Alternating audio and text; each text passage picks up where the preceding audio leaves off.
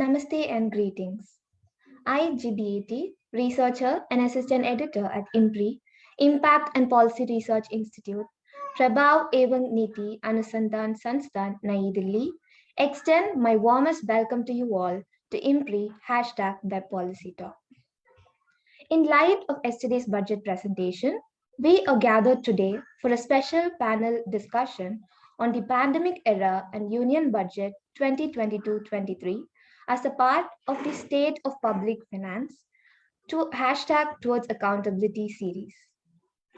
This event is organized by the Center for the Study of Finance and Economics, IMPRI, Impact and Policy Research Institute, New Delhi. Now, let me take this moment to introduce the gathering. As the chair of today's discussion, we are privileged to have with us Dr. Dhiraj Nayyar. He is the Director of Economics and Policy, Vedanta, and the former OSD and Head of Economics, Finance and Trade, NITI Aayog. We welcome you, sir.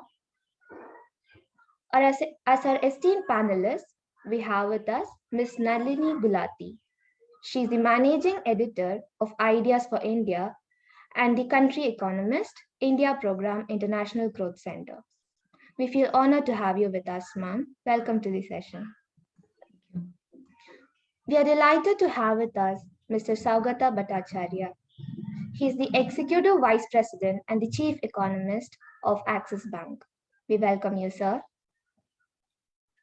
We are pleased to be joined by Mr. Subhomoy Bhattacharjee, who is the Consulting Editor of Business Standard and also a consultant at Research and Information System for Developing Countries, RIS. We welcome you, sir. We also have with us Dr. Pooja Misra.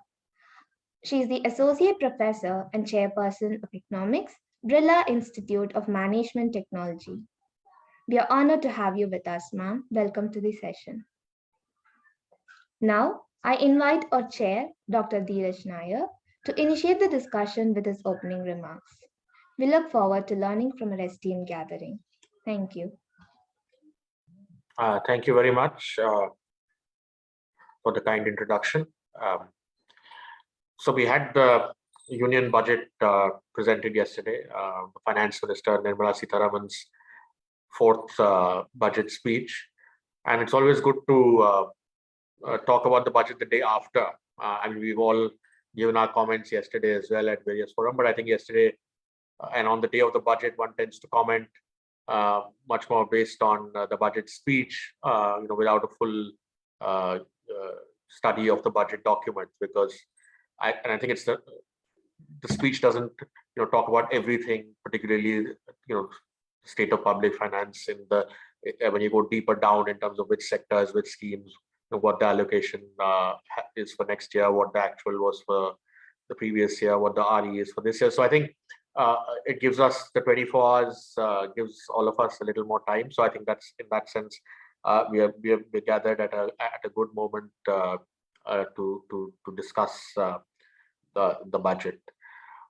In terms of, in my view, I always believe that you have to judge a budget given the economic scenario and the context. And I think we are all well aware, and this webinar itself puts the pandemic, right up front in its title.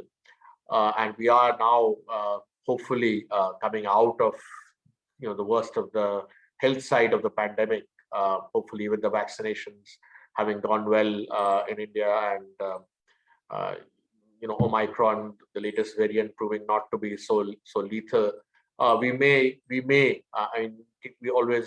We can only say may, because we never know with the new virus how it'll go. But we may be now looking at the tail end of what has been a very difficult 2 years.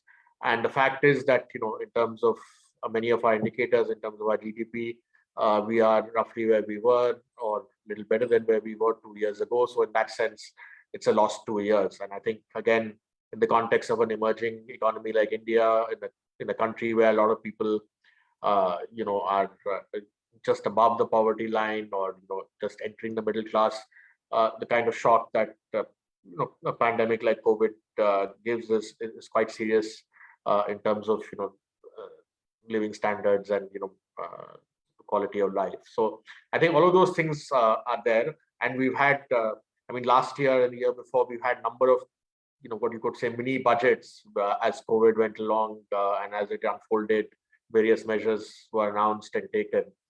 But this, I would hope, is the first post-COVID budget.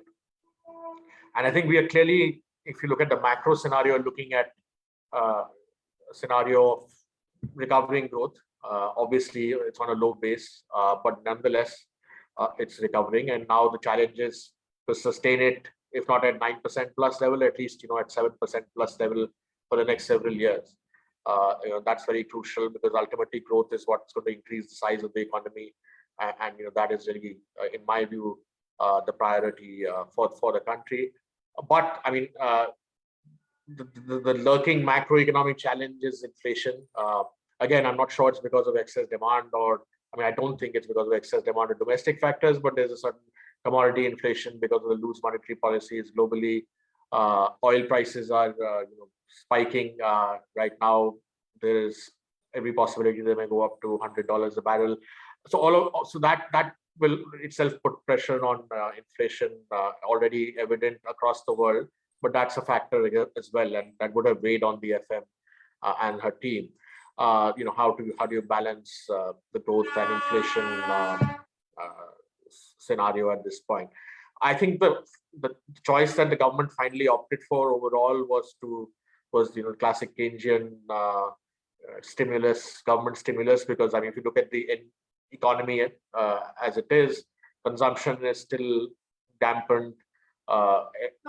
Investment cycle has not really revived. In fact, the investment cycle was doing poorly even before COVID struck. Exports have done well, but then imports are also high, so net exports are not adding to GDP. So the only engine which can really add to GDP at this point and drive GDP is government spending, and therefore you see this 35% increase in capital expenditure, which is expected to drive growth and crowd in private investment. That said, I always want that government spending as a proportion of GDP is 14-15%. It's a small number. So until consumption, which is 55% plus, almost 60%, investment, which is 30%, needs to go up to about 35. So unless consumption, investment, exports all fire, sustainable growth is not possible. So government can invest, be a temporary palliative measure, or a catalyst measure to bring growth. So I think in that sense, the right thing has been done. I also welcome the fact that though there are 5 assembly elections, including crucial state of Uttar Pradesh coming up next month, there was no new announcement or new populist scheme. The government has been restrained, which is compliments to them. Naturally, the fiscal deficit is high at 6.9, but again, I think you have to look at the context, the pandemic context.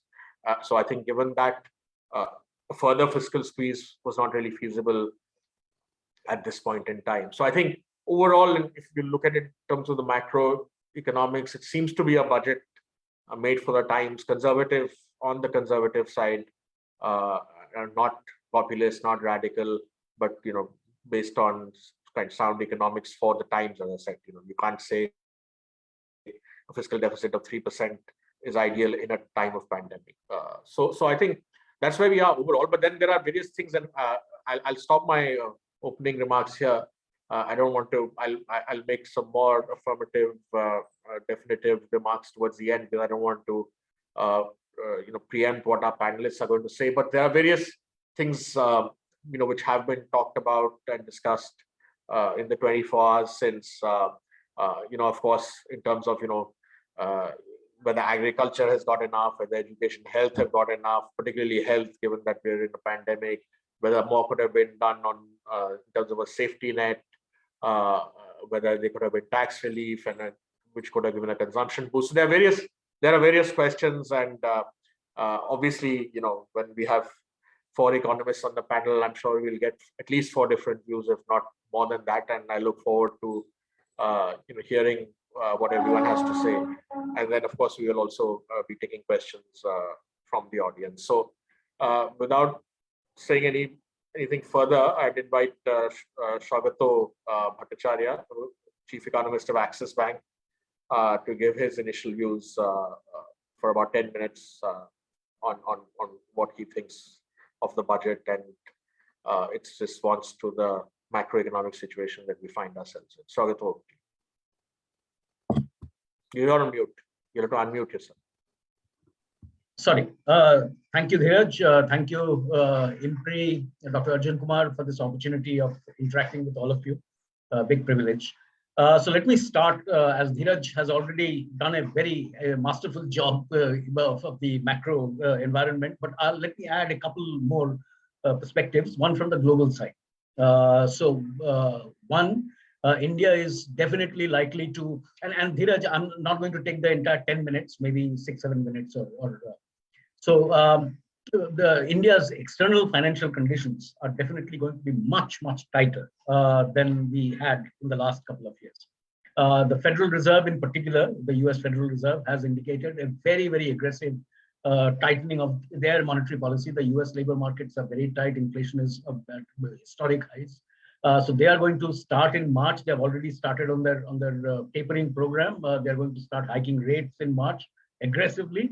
It's going to be very tough. Other than the US Fed, many of the other G10 central banks are also likely to start increasing their rates.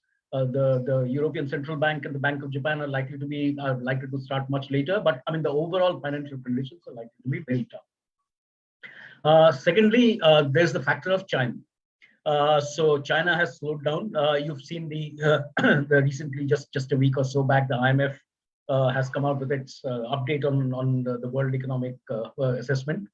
So global growth is slated to slow down, partly because of the policy tightening measures, monetary policy tightening measures. And China is slowing down because, I mean, inherently, I mean, China is actually moving the other way around. I mean, it's begun to give a stimulus program in its side. So that's going to be a problem. The IMF forecast that the world economic growth is going to come down from 5.9% to 4.4%. Trade is going to slow down. As Dhiraj mentioned, one of the key engines of growth last year, not from a GDP perspective, but from a value-added perspective, was exports. We are probably going to get about the target of $400 billion, a record for us. So that is likely to slow down. Both the WTO actually forecasts a much more aggressive slowdown over a period of time. So the export engine is probably not going to be as important in our growth environment. So it has to be more domestic driven. Secondly, in terms of the growth inflation trade-off, I think so. One of the things is it is more favorable now than it was last year. So our own forecast of global growth, of domestic growth, India's growth, is about 8.3% for next year, 9.2%. I think there's a downside risk. We'll probably grow at 9% for this year, and then carry on into about a 8.3% growth, which is what the economic survey also indicates, an 8 to 8.5% growth, real growth for the system. With CPI inflation, our average forecast this time is about 5.3. That is likely to slowly, bumpily over the next year, FY23, begin to come down, averaging about 4.5, but 4.8. But there are upside risks. As Dhiraj mentioned, oil has become a huge problem because of the current oil increase, prices of crude oil increase is driven largely by geopolitical concerns.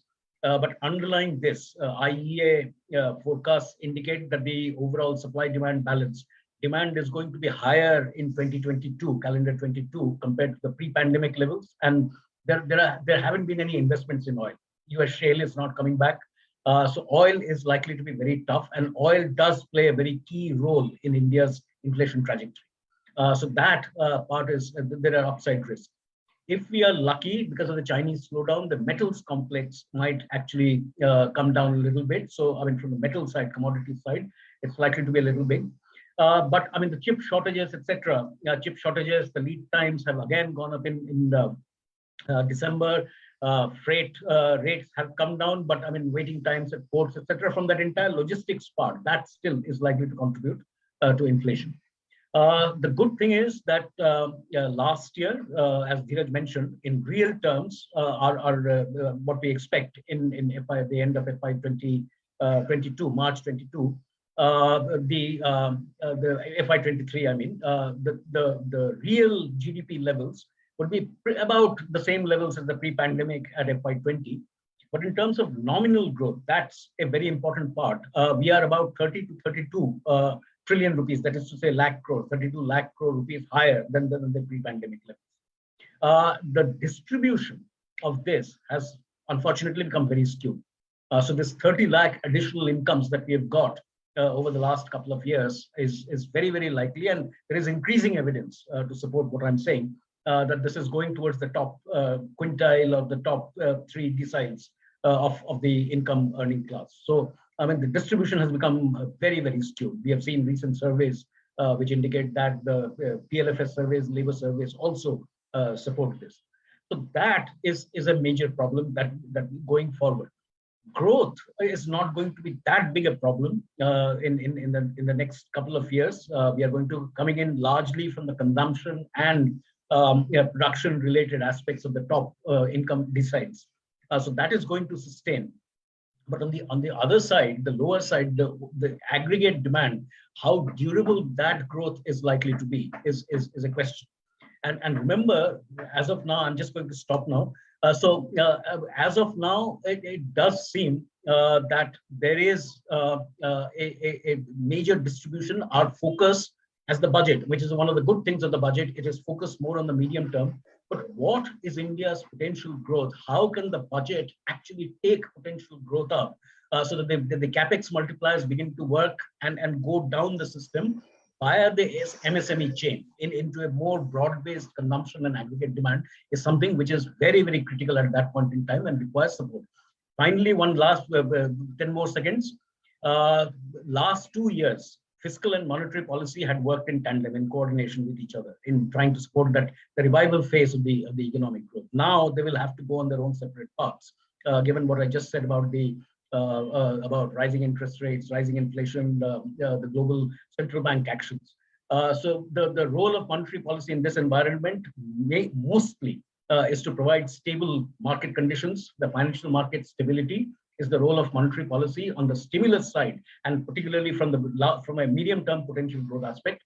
The focus is on the fiscal side, both center and we don't mention this often enough, on the state's risk. Thank you so much. I'm sorry I've taken up more time than I thought. Sorry. Thanks a lot, Saugata, for those initial remarks. We'll come back to you a little later on with some questions and some further remarks. Dr. Pooja Misra, would you like to go next? Yeah, sure. Thank you so much, Dhiraj. I'll do a macroeconomic overview kind of a thing. Let me just share my presentation. Okay, so you can view my presentation, right? Am I right on that? Yes, we can. Okay, Yes. so where I wanted to start from is what are the current numbers that are there, and economic survey, while that has also mentioned it, but I'm now going to go back and talk about numbers, November, December related numbers, January related numbers. So as far as the high frequency macroeconomic indicators are concerned, we've already read that GST, e-way-bills, power demand, etc. is on a rise. So the economy is pretty upbeat about it. Now, GST in January was at its peak. PMI for services, manufacturing, these are December numbers. So while it was at 55.5, November, it was better. No guesses around it. December, it came down because of the Omicron virus, the impact of the Omicron virus. IIP growth is also steadying out. On our balance of payment side, so current account deficit, while earlier it was in a surplus of 0.9%, that's become a deficit of minus 1.3%. Not too much to worry on that. Reason being because the imports that are there, they are more capital intensive in nature. And like we're all aware, capital intensive imports is anyway is beneficial for the economy. India has transformed itself from being one of the fragile 5 countries, and it has one of the largest forex reserves. Interestingly, over here, tax revenue, indirect direct tax revenue has been higher than budgetary estimates, and the government is obviously betting on that.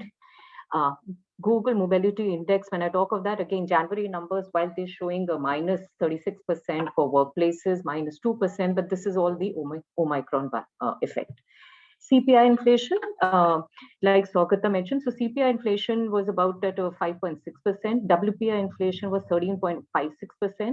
Here, the only little worry is that what if we are able to bring down CPI, that's fantastic.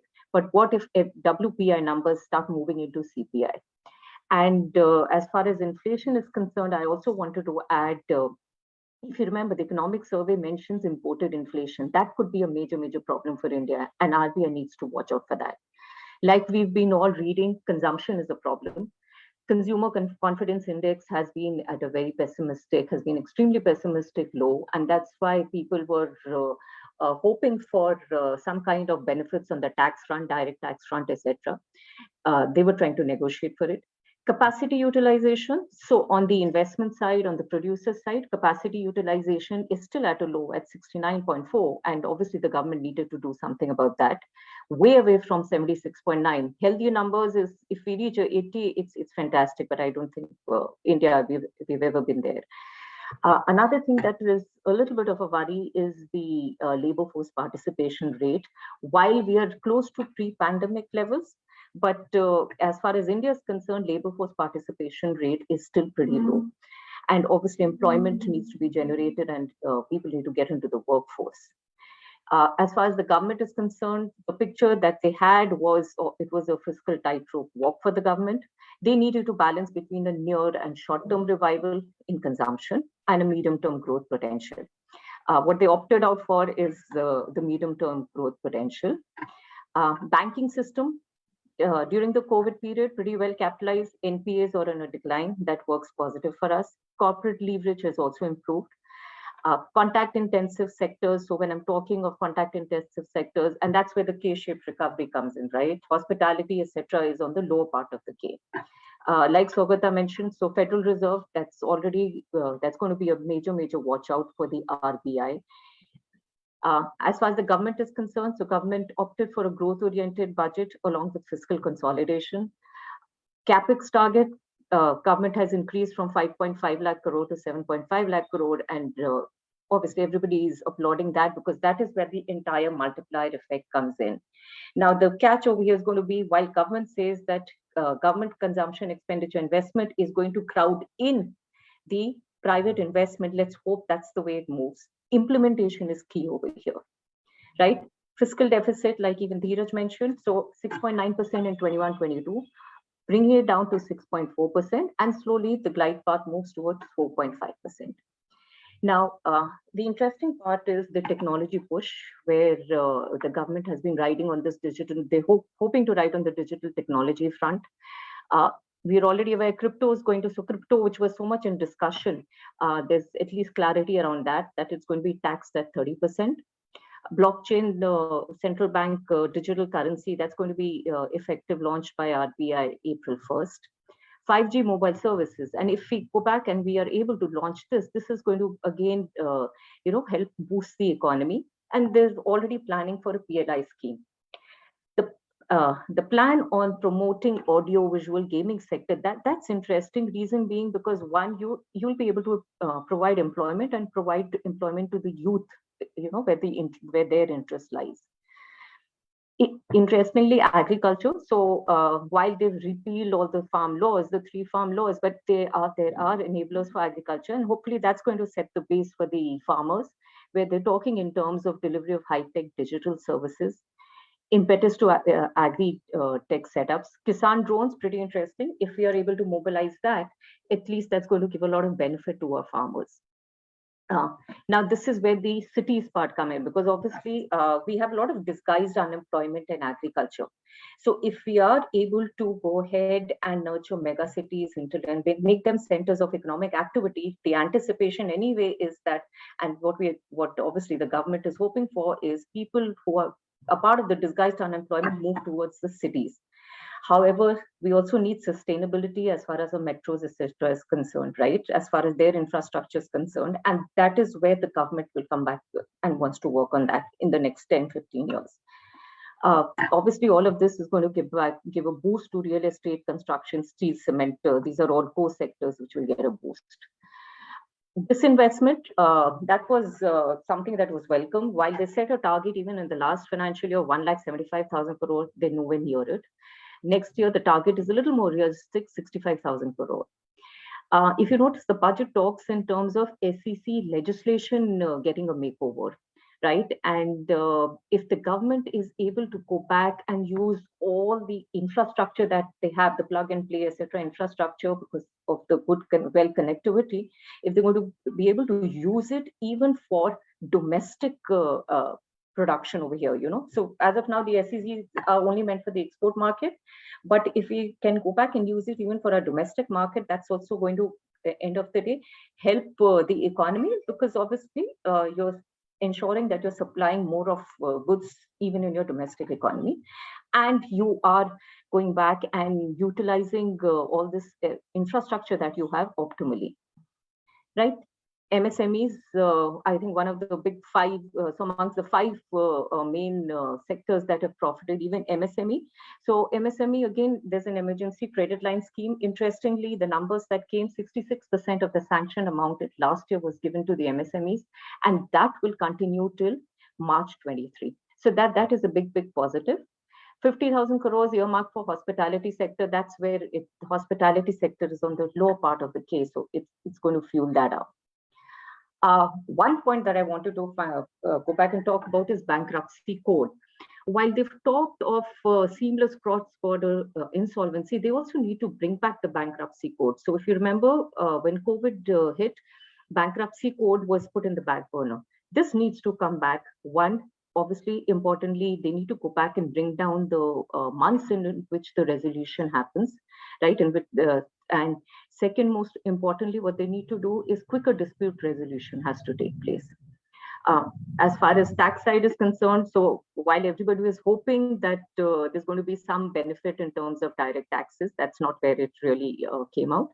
So yes, the 2 years extension that will be given for anybody who wants to go back and update payment of taxes is going to help reduce litigation. Okay, a little bit on the rural side, 2.37 lakh crore, the money that's been kept aside for MSP. The important part is that it's going to get directly credited into the farmer's account, right? So that is there with the farmer for consumption. And here is where where we wanted that consumption push that will come in from. As far as skills are concerned, National Skill Qualification Framework, that's going to help align the skills that are there along with what the industry needs. So all the time we get to hear that the graduates who are passing out really might not be in line with what the requirements of the industry is, and this is where the help is going to come from. Before I end, so okay, another just one or two more slides. The important part is, while the government is talking of this entire capex push, implementation, execution is key. Right, we've heard of National Asset Monetization Plan, we've heard of National Infrastructure Pipeline, etc. But now government needs to get onto the ground and start implementing them. So this is, if we manage that, then yes, all the positives that we are hearing of the budget, that's going to come into effect. And a step in the right direction is the National Land Monetization Corporation, which I think 2 days prior to the budget, we heard that it was incorporated. Like Dhiraj mentioned, not a populist budget. So yes, marks to be given to the government on that. The reason why I say that is, for any government, when there are elections around the corner, they prefer to go for all populist measures. Hopefully it shows maturity on part of the government, where they're looking at more long-term and medium-term measures than instant rewards, right? Focused, so overall, as far as the budget is concerned, it's focused more on capital expenditure. And I'm sure all of us are aware that as far as capital expenditure is concerned, the multiplier works anything between 2.5, 2.6. And if I take it to a 6-7 year scenario, till about a 4.5. While revenue expenditure only transpires into a multiplier of about, the numbers go as 0.5 to something around 0.99, right? So the focus being on capital expenditure is good for the country. This is the last slide that I have, way forward. So while we'll also get some time towards the end to talk about it. Can I ask you to save the way forward for the, yeah, sure. Okay, yeah, we'll do that. Okay. So thank you so much, Pooja. That was thorough overview of what the budget did. Subhomoy, are you there? Would you like to? I don't. Subhomoy, you're on mute, and yeah, you're there now. You have to get off mute. Yeah. Yeah, so you're No, okay. I was. It's much more fun listening to you, Saugata, Dr. Misra. It's much more. I mean, that way you get to learn much more. First of all, I agree with whatever you're saying. I mean, there's absolutely nothing with which one can dispute, or so I wouldn't really be traveling down that path. I just want to bring in that that whether the government was right in taking this position that it has taken.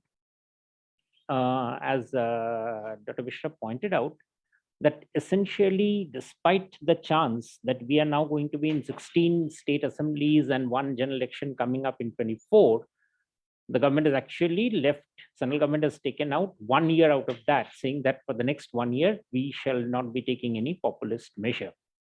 Also, I add with that what Saugata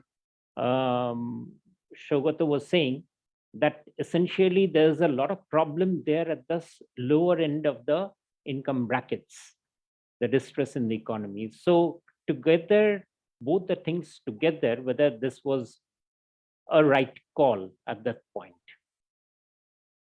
And that will be where lots of debate throughout this year will be going along. So I'll just leave. So that is a very major something that we have not been in this position before. India government budget has always been expansive, ambitious. I'm taking out last year's budget. That budget was also very conservative and very extremely well crafted, according to me. But India government budgets have been tended to essentially forget that there's an expenditure constraint. So essentially, you just put money out of one pocket and put it into another pocket and hope in hell that the tax receipts and the non-tax receipts will somehow bridge the gap. This was the fiscal arithmetic, and which was more the time most economists naturally used to have copious commentaries to write about how the fiscal math was all right. This morning, the fiscal, all the commentaries were exactly in the reverse direction. Oh my God, they're so conservative, which is why all the notes that came were so short. Dhiraj will bear me out and Saugata will bear me out that this is something that we have been seeing and reading for ages, of how people sort of tore apart the government numbers. This time there was nothing to tear apart. The government has simply not spent anything. Now, the risk is, that today Fitch has issued a commentary saying that India's outlook is negative and it thinks it will stay negative. It's saying that the capex plan will need to be worked on hard, and to see whether India will be able to come down to the Bloomberg estimate of 6.1% GDP fiscal deficit before it even thinks that the Indian papers could be picked up. That is the international commentary, that despite doing everything, India is still considered not a very great investment avenue at this point.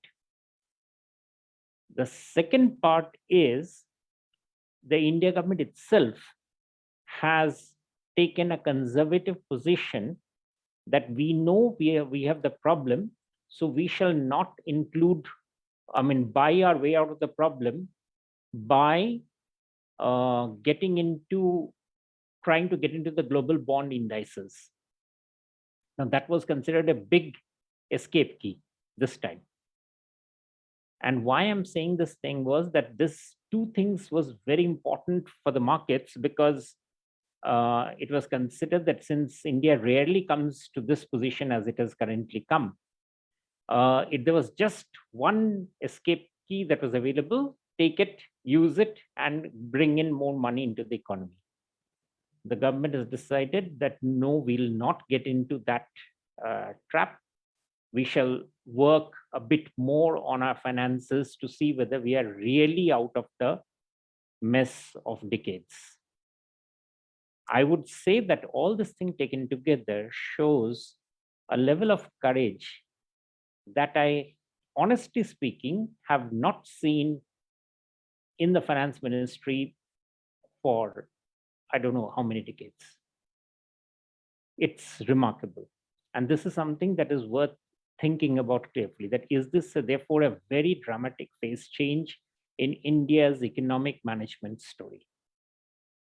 Because if we don't bring these aspects into view, then it does, while everyone, I mean, there's a lot of positive commentaries coming along, but it doesn't really understand that whether the government has actually said that I have the ability to be able to do the heavy lifting that I'm promising myself I shall be doing without any external succor. It's something on which I would like to hear more from Saugata, more from Dhiraj, more from Dr. Misra. That is this a fund worth taking, or is this a call worth taking, given that there are international crises? I mean, the national weather is definitely not the best of times to try it. But then I don't know whether it's the worst of times also, because given that you don't know how the next pandemic would look like, whether the global commodity hard cycle, which has supposedly entered for the next 10 years, whether it'll worsen, and so on. So that is something I'd really like to hear from you people. The only other point I would like to say is that the deliverables from the government are supposed to be for health, education, and agriculture. Of these three, none fall under the remit of the central government. Let me put it clearly. In all of these sectors, the actual work has to be done by the state governments. Building a school, populating it with students and teachers is not the work of the center. The center just gives the money.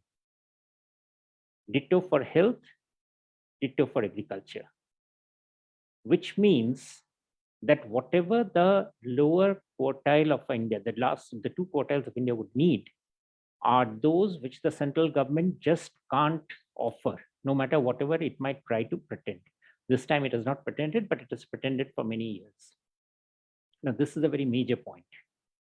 Are the budget, therefore, or should I say it this way, that is therefore the debate that should be happening should be around the state budgets or should be around the central government? I would think the debate should be around the state budgets. It's not surprising that the difference between the southern states and the northern states are expanding.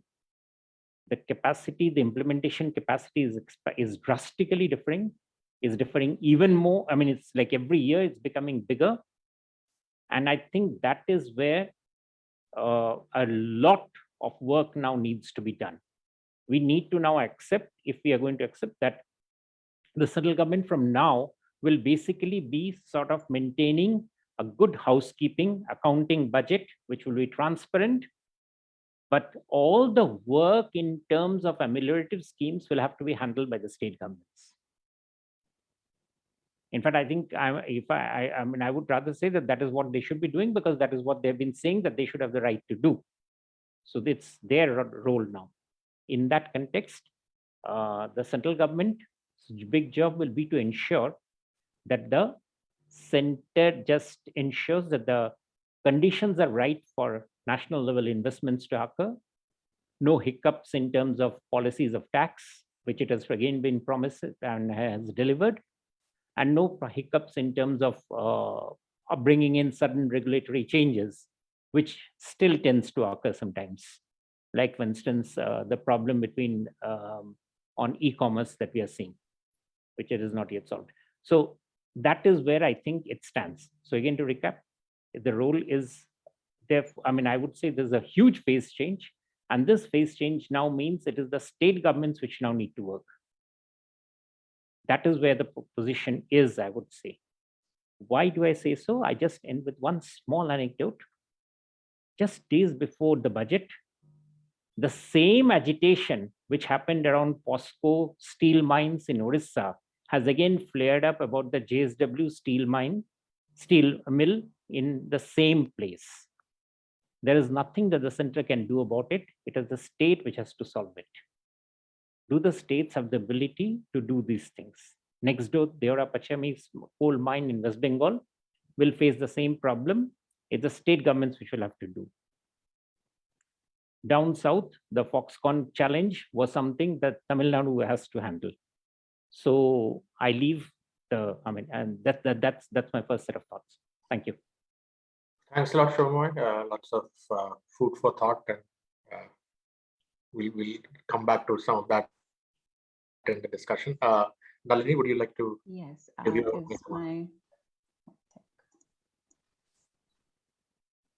is my screen visible? Yes.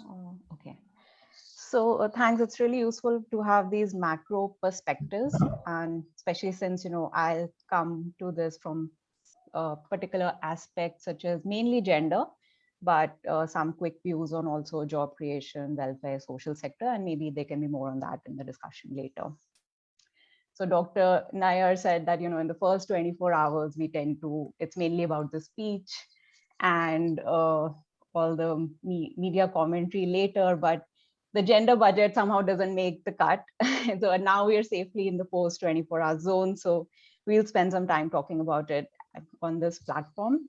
The reason it's slightly disappointing that the gender budget allocation is not announced in the budget speech is because Finance Minister Nirmala Sitharaman was actually part of the commission that spearheaded gender responsive budgeting in India back in 2005. Once you get past that and you dig into the detailed budget documents and you do some math, it does exist. This is the gender budget allocation for this year, 1,71,000 crores INR. If you compare it simply to the budget estimate from the last financial year, you see an increase. But then if you look at the proportion that this is of the total expenditure, it's about 4.3% this year. It was 4.4% last year. RE was slightly higher than BE, but basically, and then you see this trend graph. This is from India spend last year. And the point being that it's always generally in this average level of 5%. So I would say, there's nothing very new going on here. Be that as it may, I think we'll all agree that what really matters is the actual spend. And in this regard, there was a positive development in the interim budget of the financial year 2019-20. The actual spend column was introduced in the gender budget statement. And if you look at the budget documents before that, it's not there until that point. So here are two examples that I picked up from this year's gender budget statement. The first is from part A of the statement, which are all women-centric schemes. There, 100% of the allocation is for women. Whereas part B on the other side, it's these are not necessarily women's schemes. They're not women's schemes. They are schemes where at least 30% of the allocation is for women. So you see that, especially picking a strong example like Ministry of Women and Child Development, this actuals is well populated. The latest figures are from 2020-21, but that is in line with the rest of the budget, right? I mean, this information comes with a lag of 2 years. With a lag of 1 year, what we know are revised estimates and not actuals. But if you look at the other side, which is the first department that was mentioned under part B, you see that the field, it's not populated. They're not saying zero, they just don't have any values in there. So I think the point I'm trying to make with these examples is that, there has been progress, but there is a need to institutionalize gender responsive budgeting at all levels of government, national, subnational, and across ministries and departments. Basically, we need to build capacity in government so that this sort of gender lens can be applied to the entire process, starting from planning, budgeting, to program design, finally implementation, monitoring and evaluation, expenditure tracking, benefit incidents, and so on. When gender responsive budgeting in India completed 15 years in the financial year 2019-20, Nirmala Sitharaman, in her speech that time, she had actually proposed the formation of a broad-based committee with government and private stakeholders to evaluate gender responsive budgeting and to suggest actions for moving forward. But I've not seen any major update in this regard in the public domain. One of the most interesting of budget documents is this thing called, there's a line-by-line account of where things are with each announcement of the previous year's budget, and there it says something vague about that this is being done or it's in progress. Okay. So beyond the gender budget statement per se, if we'll think about this more broadly, what did the speech have about women? I think it was only this one part that mentioned women prominently with these are quotes from the budget by saying things like, we need to recognize Nari Shakti as the harbinger of our bright future and women-led development during the Amrit Kal. But after saying this, the three main examples that the finance minister highlighted were these schemes, Mission Vatsalya, Mission Shakti, Saksham, Anganwadi, and Poshan 2.0. Mission Vatsalya, I've been trying to look this up. There's different descriptions in different places. I think it is something around child protection and welfare, but also support for COVID widows with pensions. Mission Shakti is about empowering self-help groups, so essentially making rural women more economically independent. This kind of support, it's been going on for years. This is probably just not new, but a recent name, I think past 1 or 2 years. And finally, Saksham, Anganwadi, and Poshan 2.0, it's very much in the spirit of integrated women and child health.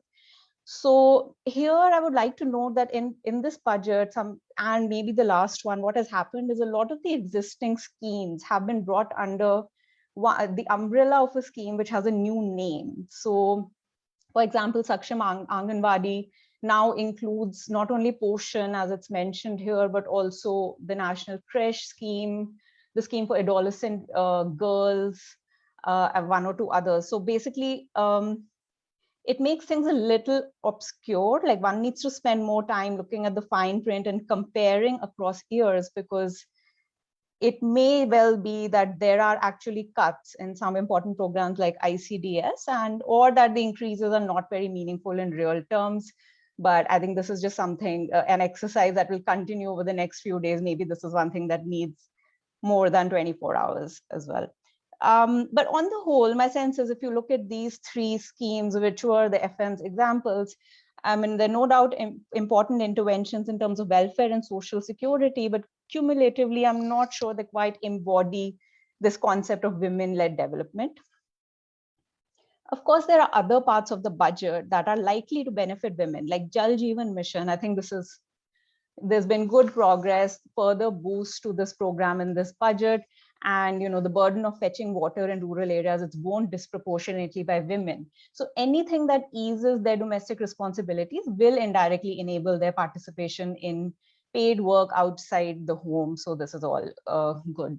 But on the whole, like these ambitious plans of economic recovery, long-term growth strategies, I think the lack of gender approach, while the evidence is showing that the adverse impacts of the pandemic were very much gendered, in terms of job losses and things like that. And even pre-pandemic, we know that India's female labor force participation rates are among the lowest in the world.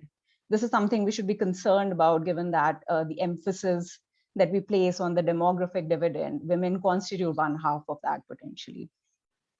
I think. Ma'am, are you changing slides? We are not able to. Oh, you can't. Do I have to share screen again if I change slide? No, we can see only the first slide. Okay. Maybe I'll stop sharing and share again. Yeah, the second slide. that will do. Yeah.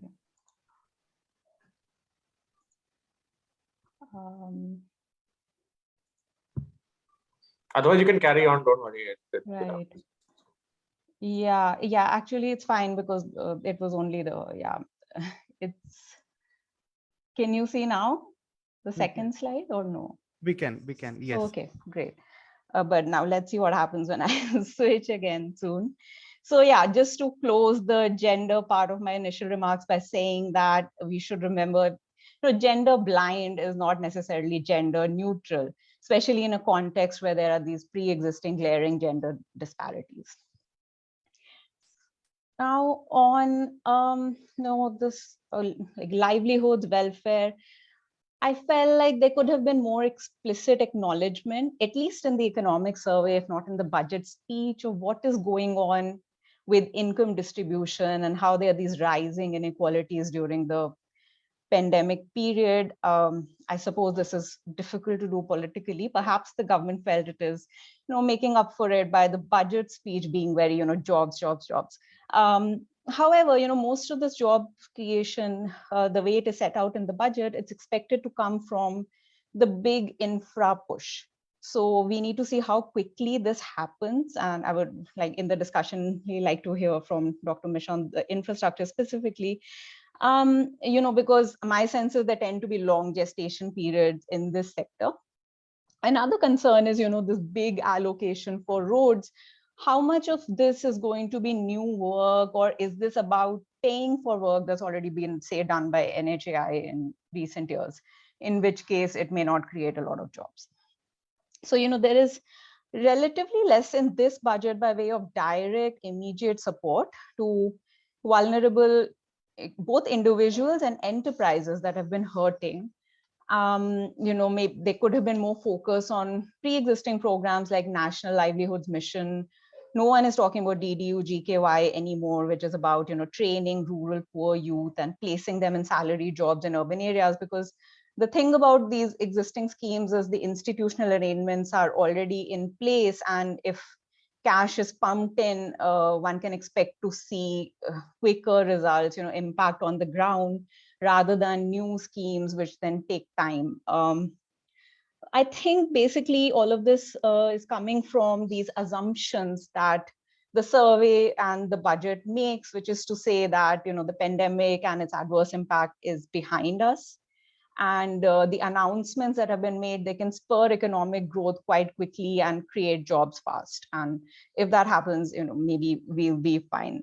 And maybe as talking of things taking time, like infrastructure gestation periods, those PLI schemes that were announced in the last budget, maybe now they will kick in terms of actually creating jobs on the ground.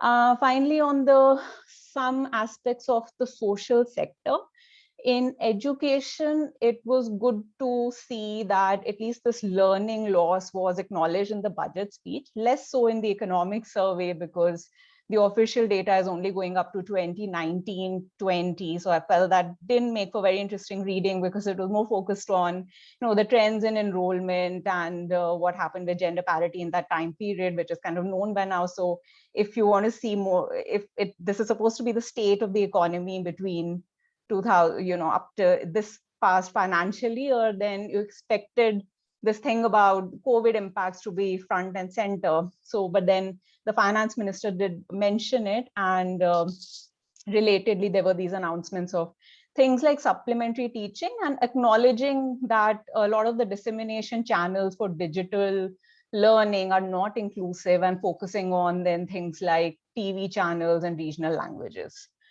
On health, there were some progressive moves, like setting up this teleconsultation for mental health, because this is something that was missing in the last budget speech, this acknowledgement of the mental health impacts of the pandemic. But perhaps more could have been done for physical facilities in the health sector, medical education, R&D, if the pandemic has taught us anything, to build more resilience for any future challenges, basically. So the digital push, which is in the budget as a whole, it is in healthcare as well. And this is something that can expand access going forward, including in rural areas where there is an issue of availability of qualified doctors. But again, this is something that's slightly long term. On the rural development, Dr. Misra noted as well, it's really nice to see some of these initiatives of optic fiber in villages. Let's hope all of this can be done relatively quickly. On crop diversification, again, not very new, but this it's good to see this push for millets, oil seeds. But I think there's still a blueprint lacking, and ultimately it'll have to come from the demand side, and maybe this is a good application for behavioral interventions or nudges. And the other announcement I liked was about supporting rural startups, like around what the farm and non-farm sectors in rural areas are producing. But then again, not much was said about what kind of support or what the strategy is here. NREGA allocation has been maintained at the B level of FY, down from the RE level. I'm sure we'll talk about this more in the discussion. I think my last point here is that relatively new, this Ministry of Cooperation, which was carved out, like earlier cooperation was managed by, depending on the area of focus, it was just managed by that ministry, like Ministry of Agriculture would be separate, or handloom. So, but I felt like in the budget, there was no major focus on allocating for this ministry so that it can give grants and strengthen the cooperative model, because this kind of thing can really bolster the rural economy, create alternate livelihood options, also for women. There are these successful examples like the Amul model in Gujarat. Though, one thing that was welcome because it needed correction was the tax rate change or relief for the cooperatives to level the playing field. I think I'll stop here. All right, thank you. An interesting, different perspective from you. So I think without any ado, let's get into discussing some of the points which have come up and are worth debating. Saugata, if I can ask you first. Subhomoy said that perhaps we are entering a new paradigm of economic management. So you could perhaps comment on that. But I just was wondering whether, and I think this has been there evident for a year or two, whether this government is consciously or has consciously tried to be transparent about numbers. And one or two of the interesting things which did come up, for example, disinvestment target, which has been revised downwards. I mean, does it, or even the revenue targets, the revenue growth estimates are fairly conservative. So is it just about getting the numbers right, so that, as Subhomoy said, that one favorite pastime of all of us to pick holes and all the fudging and accounting juggling that goes on in the budget. Is it just that, or is it something more than that? In terms of the conservativeness with the numbers at all. What do you think, Saugata? Shubha, you want to go first or what? No, Saugata, you go first since he raised the point. Okay, no. So point number one, I could not agree more with Shubha that the focus has shifted to states. So it's not just the specific areas of responsibility, health, education, agriculture, etc. States, if you see the numbers, have actually spent more on capex than the center for the last 6 or 7 years. So this capex focus that we are talking on in this budget is more states. So one of the good things that we see in this budget is this additional 1 lakh crores allocation to states based on certain conditionalities, some performance-based conditionalities. I think that's that's the way to go, to my mind. So from a central perspective, there are two things that were started during the pandemic, which I think needs to be broadened, taken forward. One is the use of more contingent spending, that is to say insurance. A template for that is the ECLGS, the CGF, CGP, MSC, those kinds of programs, which is intended not just for direct spending on those sectors, but to try to bring in credit to some of these segments. That's one. So this needs to be expanded and more contingent liabilities rather than actual overall debt coming into the system. The second is what Shubha pointed out, that there needs to be more conditionalities driven allocation to states over and above the 42% or whatever. I mean, in terms of the devolvable pool that goes to the states from the central budget. This is to force states and allocation to states with certain behavior. Of course, I mean, there are hazard problems with this. I mean, how do you How do you decide on the metrics, etc.? But that's something which needs attention. From the center's point of view, one of the key things, I'm not getting into the mind-numbing numbers on what, etc. So the couple of things, if you see the receipts, not just tax, receipts as a percentage of GDP, it's been absolutely flat. I mean, there's no, I mean, it bounces around a little bit, and that constrains spending from the center. So that's one thing. The other part from the expenditure side, other than that 42% that needs to be devolved to states, which often doesn't happen, sometimes does, sometimes doesn't. About 35%, 32, 33, 35% is completely committed expenditures, which is interest payments, salaries, pensions, defense spending, etc. That's part of that's gone. Together with this, there is this quasi-committed expenditures, all the subsidies, subvention programs, etc. So the actual amount that the center has to use its fiscal levers to try to get funding into some selected segments, that space is coming down actually. So I mean, these are some of the constraining factors. One last point that Shubho mentioned, and you also touched upon. I think the scale of the borrowing program makes it difficult. Remember that we are going into a very tight recovery. So I mean, it's unequal. The spending power is concentrated in a couple of deciles at the top. So in this environment, you need to make sure, and particularly with the nascent private sector capex recovery, you need to make sure that interest rates do not rise unwarrantedly. They will rise, obviously. I mean, we are in a normalization phase, but not unwarrantedly, as we have seen in the sovereign yield curve. I mean, yesterday itself, sovereign yields 10-year benchmark securities rose about 18 basis points. Yeah, even today, I mean, it's continued rising. And that will inevitably have an impact on the corporate bond markets and through the cost of funds for banks, the bank lending rates, etc., which needs to be looked at more moderately. So you need to diversify the pool of investors. The biggest diversification that we had been hearing about is this the inclusion in the global bond indices, because otherwise, remember, last year in this the 16.6 lakh crores worth of the fiscal deficit and the 15 lakh crores worth of gross borrowings from the center.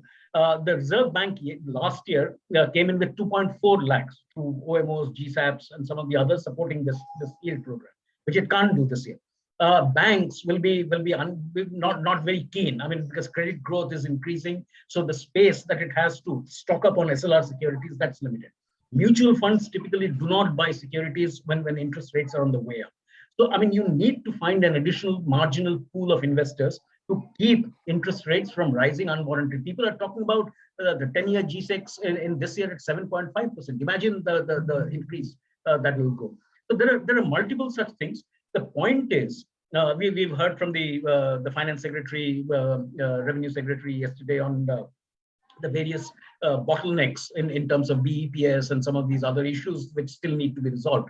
In terms of inclusion in bond indexes, the Euroclear thing that we hear about, it's not a necessity. I mean, Malaysia, Thailand, etc., are not members of Euroclear. We need to get our tax structures right, relatively flat structures and capital gains, coupon tax, etc. So those need to be sorted out. But we do need, at this point in time, some additional investors to prevent rates from going up too much. There are multiple other issues, but I'll stop. One of the other points which have come up in the discussion here as well as outside is on this rising inequality K-shape of recovery. Just wondered if any of you had any comments on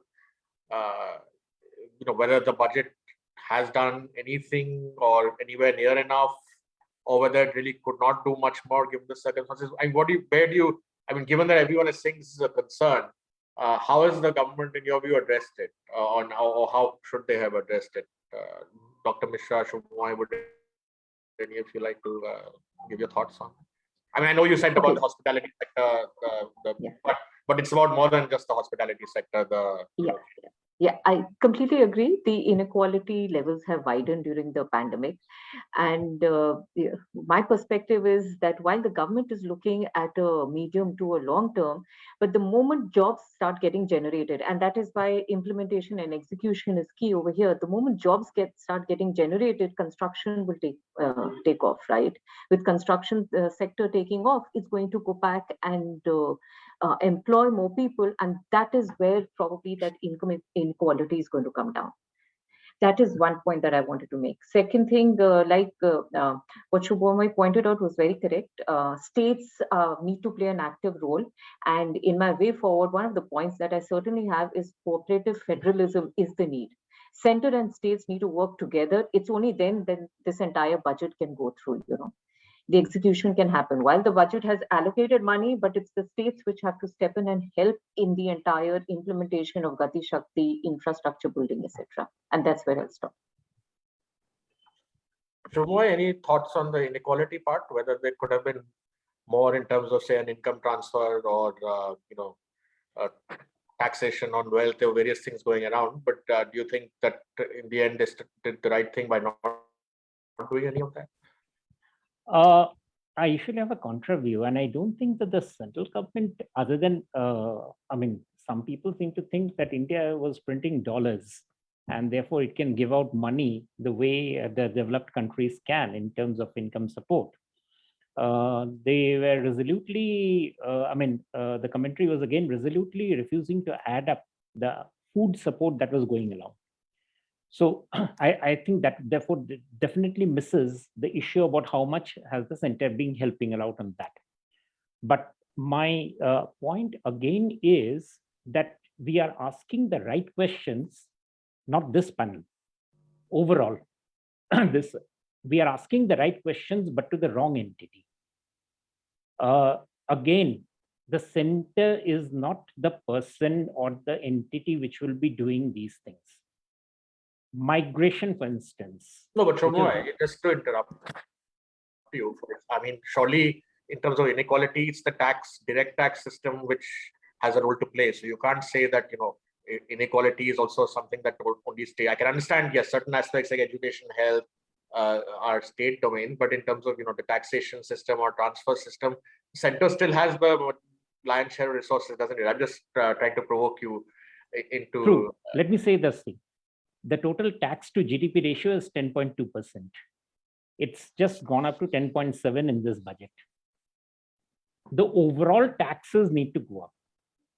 Now, how much support is there within the population to accept that the overall taxes need to go up? You can't just impose a wealth tax and expect it to go up to 16%. We are talking about a comparable level of the GDP. If we want to have any dent in the resources that is needed, then the taxes need to go up from 10 to 16%. Would a wealth tax just do it? So essentially, then we need to accept that overall the taxes need to go up. I'm in fact rather of the opinion that the GST rates need to come down. For instance, 28% tax on cement. Cement is used by every household. What sort of a help does it do by keeping cement at 28%? 65% of the cement consumption is at the personal level. So it actually creates more trouble. So the state taxes issue is something that I'm not very sure that it can call for, a plain vanilla thing that, raise taxes at the progressive level at the topmost. It'll actually create more problems than we have been able to solve. Frankly speaking, our tax collection machinery, just like anything else, is of an underdeveloped country. It's becoming better, which is one of the reasons why GST collections have risen.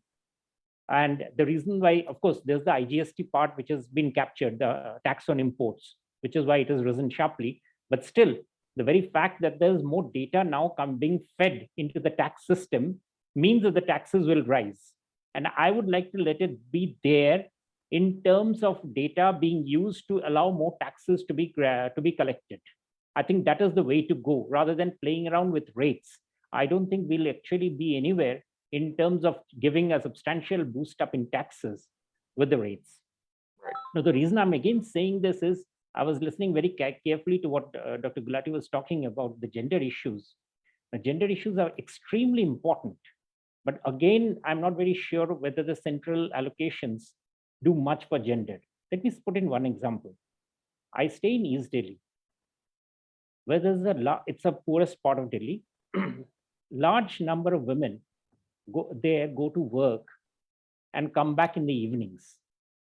One of the reasons that holds back women from working is the absence of street level lighting. Bad lighting from metro stations to their homes. Who fixes that? Does the center fix it? Or does the municipal government fix it? But I see no accountability among us in terms of demanding answers from the municipality, the way that we demand from the center. But those lights can actually do far more, consistently lighting up every day to ensure that women reach the workplace, reach back from the workplace safer. These are the sort of stuff, the interventional stuff, which needs to be actually thought through. Our demands from the government is right. But I think we are, as I said, we are demanding too little from where the demands should be made. That is my prime concern, and that is, I think, is something that I'm pushing along.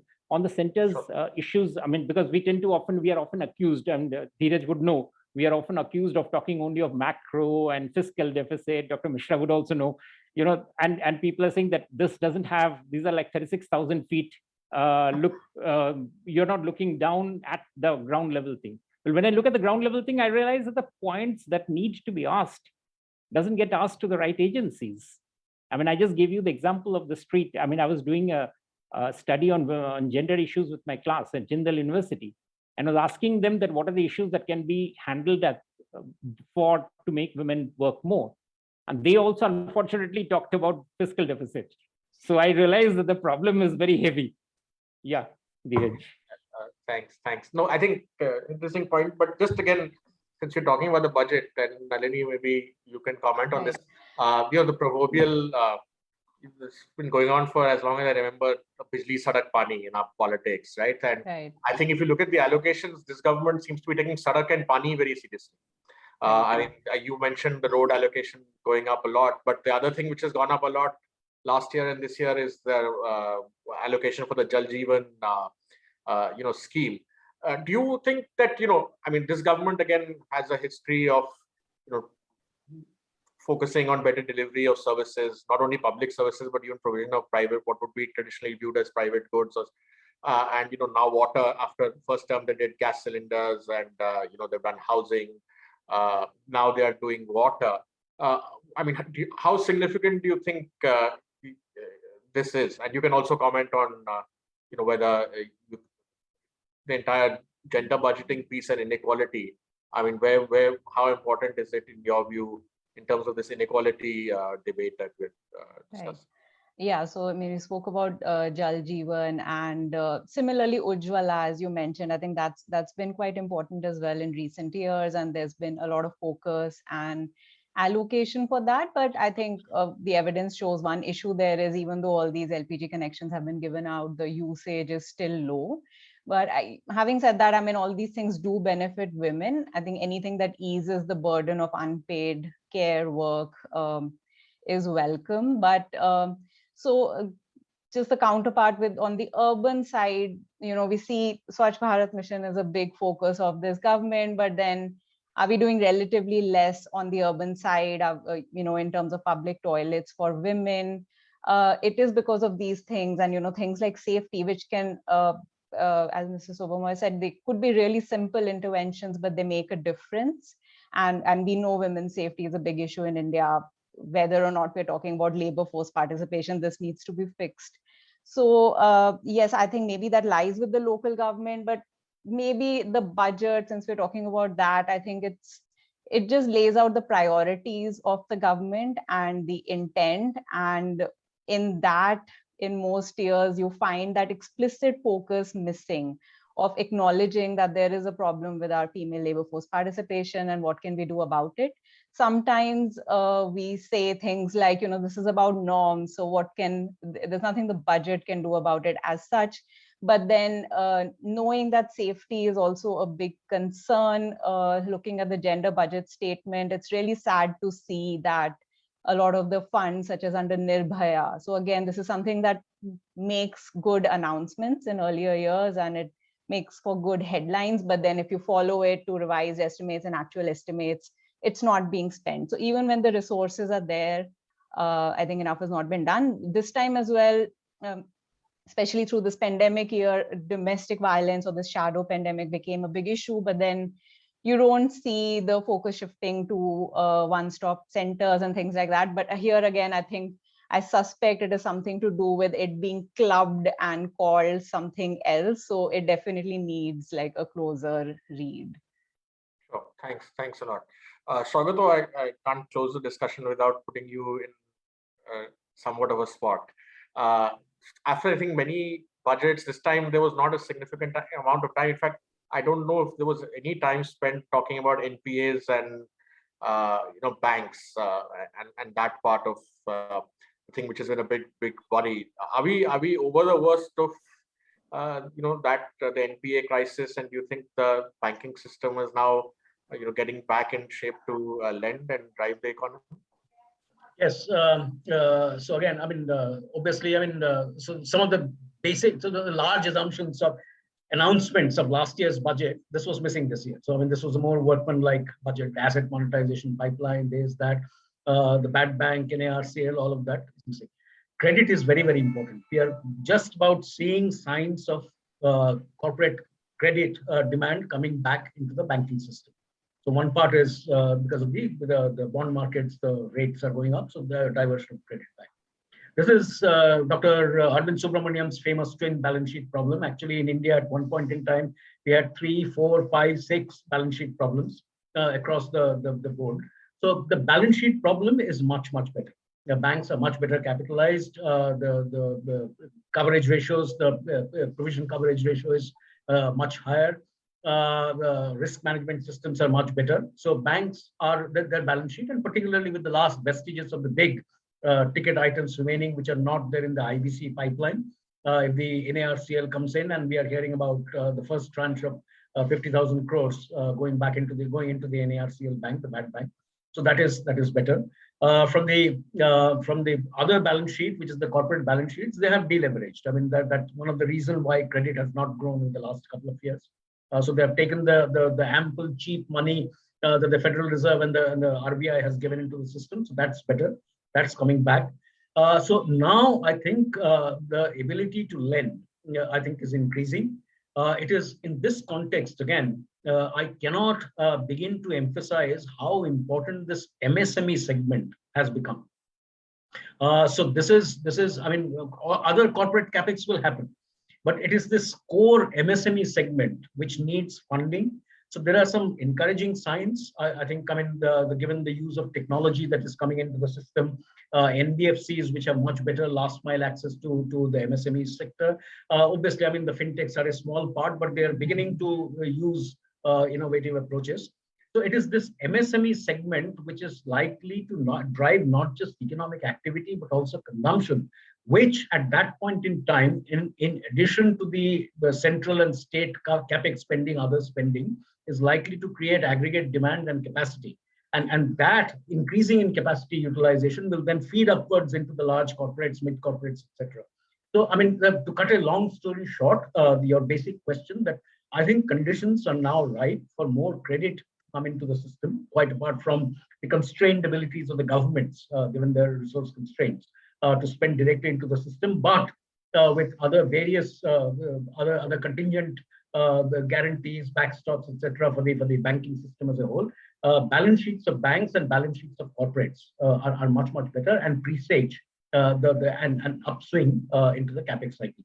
The ESG space, climate change, decarbonization, renewables, that will, to my mind, be the next phase of the upswing in the capex. That's great. I think on a forward-looking note, I think Subhomoy, you wanted to say something? Just one thing: land, labor, and capital. Of that, as Saugata rightly pointed out, the capital repair is happening. Land has obviously gone into cold storage. Labor, the laws have been framed, the code.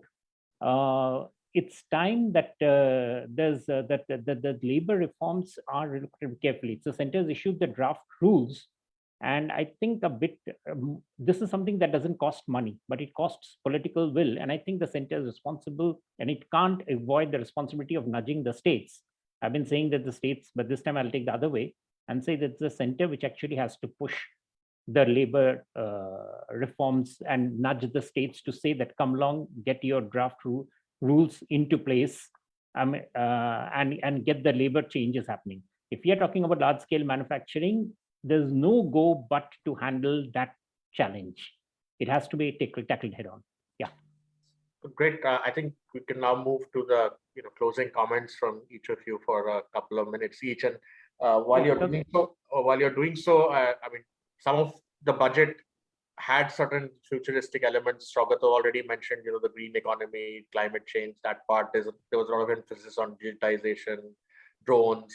I think you did mention it, Pooja, in your presentation. So just a couple of minutes, moving on from here, what you see what are the areas you see, the 2-3 key areas where, focus can be given by the government, before the next election cycle, general election cycle. So Pooja, would you like to start?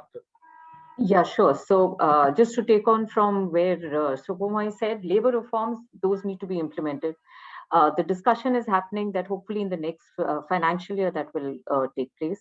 Land acquisition, land reforms, again, that's another important one that needs to be looked into. While the government did try it in their last stint, but they backed off on it, right? And another 2 set of reforms that I'm looking at, importantly, is going to be administrative reforms and cooperative federalism. Right? If cooperative federalism does not happen, the entire budget scenario that they've brought in front of us, it's going to be difficult for implementing that. Another one that I want to talk about, while it is not in the purview of the budget, but GST Council needs to go back and work quickly on it. Our GST slabs are 4-5, right? We need to bring that down. We need to bring that down. One, bring about a little more transparency in it, and importantly, move forward and get fuel under GST. And the discussion has been happening. So the moment we get fuel under GST, it's going to bring down the cost of production for private, public, everywhere across. That's pretty much what I wanted to talk about. Thank you. Nalini? You're on mute. So yeah, overall, I think it's great that they've kind of presented this long-term strategy or vision. They've been confident enough to do that. It's not that populist. So this is a very optimistic outlook that's been presented. Maybe that's not a bad thing. If you think about the pre-pandemic times, I think each year we do our planning, hoping the monsoon will be good. If it's not, I mean, we deal with that in the revised estimate stage and things like that. So maybe these assumptions will hold, that there'll be no lingering effects of the pandemic and economic recovery will be quick. The conditions will be conducive for things like job creation. If that happens, I think we'll be okay. But if not, I think the whole issue of inequalities and unemployment, I think that'll become glaring and something would need to be done about that. I think, as has been covered earlier in the discussion, sounds obvious, but then I think implementation really is key. How fast we are able to, all these big plans and announcements, how fast we are able to get this on the ground and translate it into livelihoods. Right. Thanks.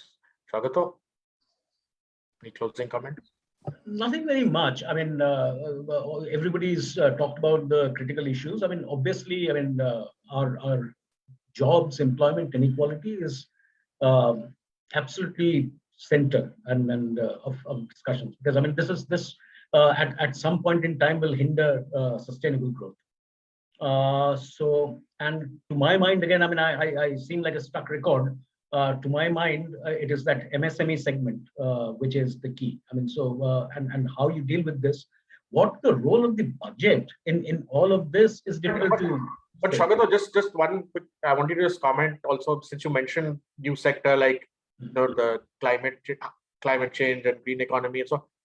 in terms of the job creation and addressing certain old inequalities and so on, do you think any of these new sectors, whether it's digitization or green economy, are they going to be the real job creators, or you don't think so? No, unfortunately, it is this new economy that is creating the jobs problem. So we are becoming much more efficient in terms of what we are doing, but it is this which is creating low-level quality jobs. So it's not just the green economy. The green economy is good because nobody can dispute with that. Given the problems that we are increasingly seeing with climate change, that the green economy will need to be focused on. And inevitably, the amount of funds that we are looking for, our savings rate will not be able to support the kind of investments that we need. We need global investments coming in, and global investors are very clear that they're not going to invest in anything other than green technology. So this is a very important part. This is a very desirable part. There's no doubt about that. But that in itself will probably not solve the problem. Remember, this is humongous problem of labor outflow from agriculture.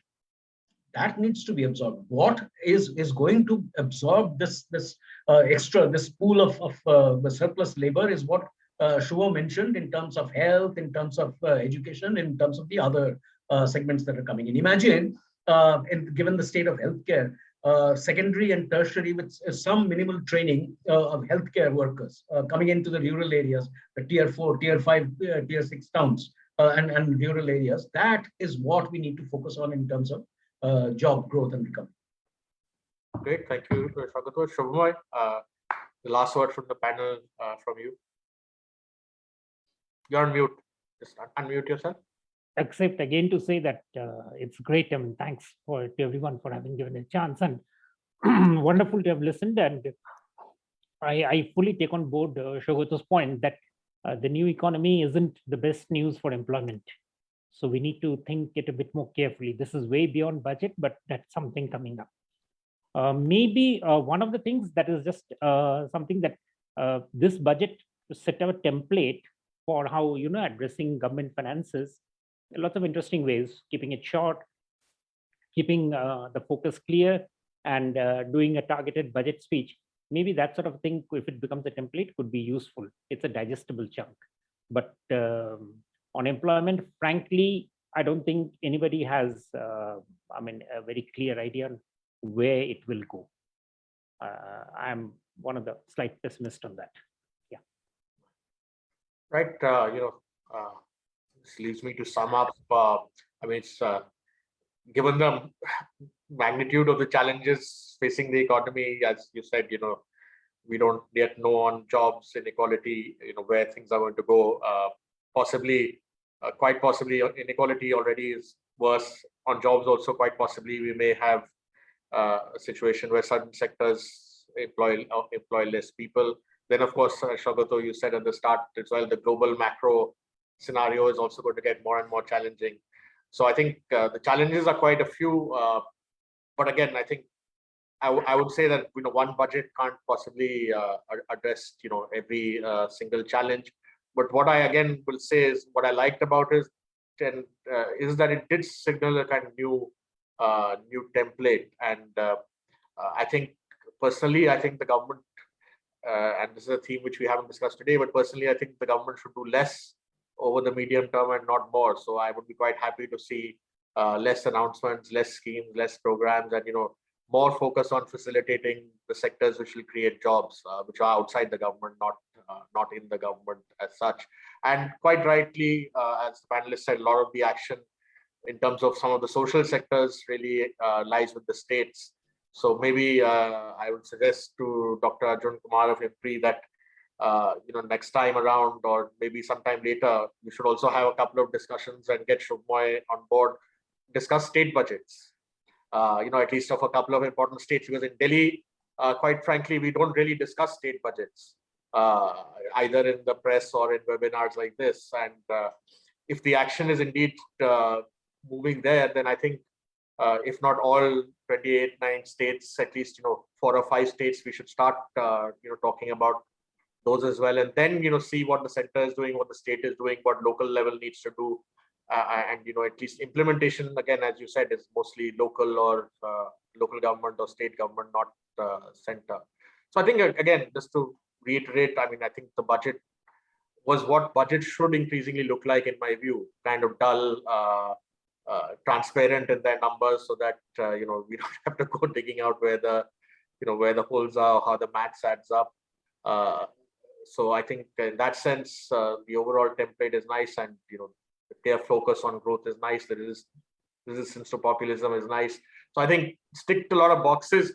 Obviously, everybody wants more, but nobody wants to pay more taxes. And as Subhomoy said, where's the money going to come from to spend on every priority or everything that we want? So thank you all. Thank you so much for joining. Dr. Arjun Kumar, thank you all. Thank you so much for having all of us here. Thank you. Thank you so much, sir. Thank Such you. an enriching deliberation. And of course, we'll see that we have deliberation on state budgets also. Many of the state government people are also very excited because they are also in process of economic survey and all. So it will be worthwhile. We'll try also to do that. So I would really like to thank all of our panelists and to give a short vote of thanks. Now I invite Anshula.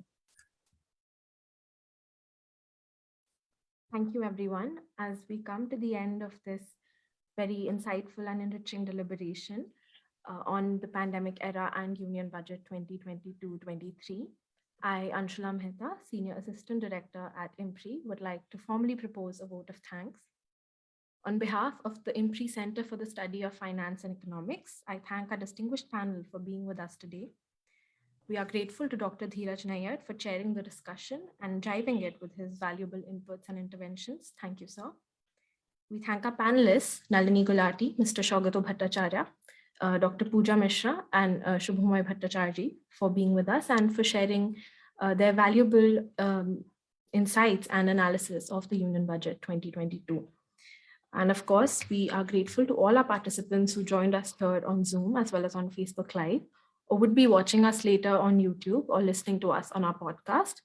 We hope that you continue to tune in to future episodes of Towards Accountability, as well as our other discussions on the Budget 2022 that we have lined up in the coming days, as well as, of course, all our other web policy talks. Thank you again, and I wish you all a good evening.